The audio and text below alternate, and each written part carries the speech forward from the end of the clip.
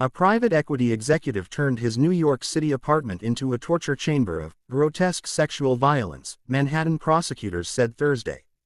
He is accused of raping C women over 5 months in a depraved rampage in which he allegedly punched, waterboarded and shocked victims with a cattle prod and kept recordings of the assaults as trophies.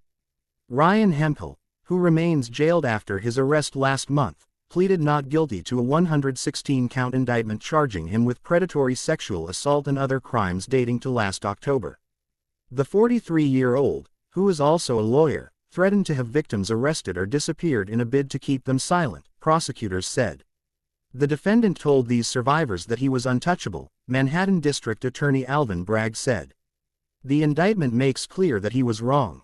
Hemphill sat quietly in a khaki jail suit, his cuffed hands clutching a cross behind his back, as a prosecutor described his alleged crimes in gruesome detail.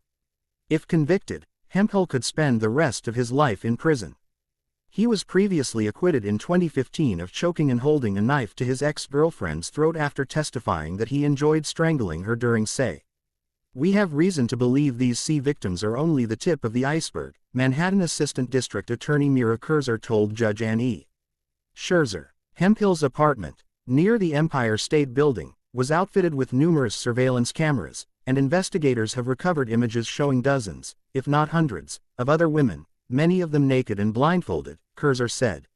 Investigators also found hundreds of bullets and high-capacity magazines, and a large amount of drugs, including heroin, cocaine, amphetamines, and fentanyl, prosecutors said. Hemphill met the C women through websites, including some that specialize in sugar daddy arrangements for women seeking wealthy romantic partners, Kurzer said. He told the women he was into role play and dominance and offered them large sums of money in exchange for sex and companionship, though he ended up not paying some of the women or giving them fake cash instead, Kurzer said. As Hemphill got to know the women, he convinced them to confide their past sexual traumas, which he then deliberately reenacted as he assaulted them, Kurzer said. He took advantage of some victims' inexperience, the prosecutor said, or crossed boundaries that victims had clearly articulated.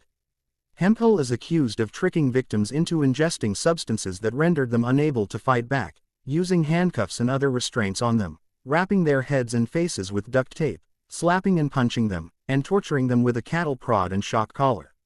Hemphill kept one victim shackled to a bed for hours while she begged him to let her go, Kurzer said. Hemphill's alleged conduct is truly shocking to the conscience, and he has made clear that he has no regard for the law or the courts, Kurzer said. To keep women quiet, Hemphill boasted about connections to law enforcement and organized crime, prosecutors said, and claimed that because the women had accepted offers of money, it was them who would be arrested.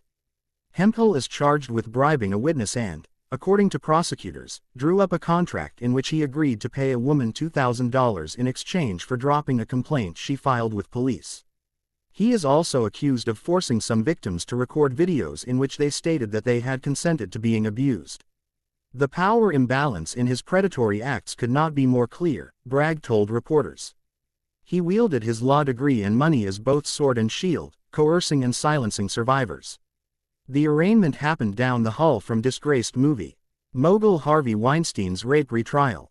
Scherzer ordered Hemphill to remain jailed without bail after prosecutors raised concerns that his predicament, combined with his wealth and connections, including a history of philanthropy and family real estate holdings, could give him the means and incentive to flee the country. Hemphill's lawyer, a public defender assigned to represent him at least through his arraignment, had urged Scherzer to move him to a rehabilitation facility to deal with substance abuse issues.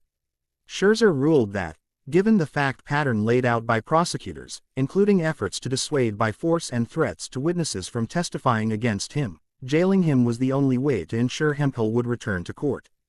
Hemphill's alleged behavior, the judge said, shows his extent to which he's willing to go to protect himself from facing these charges.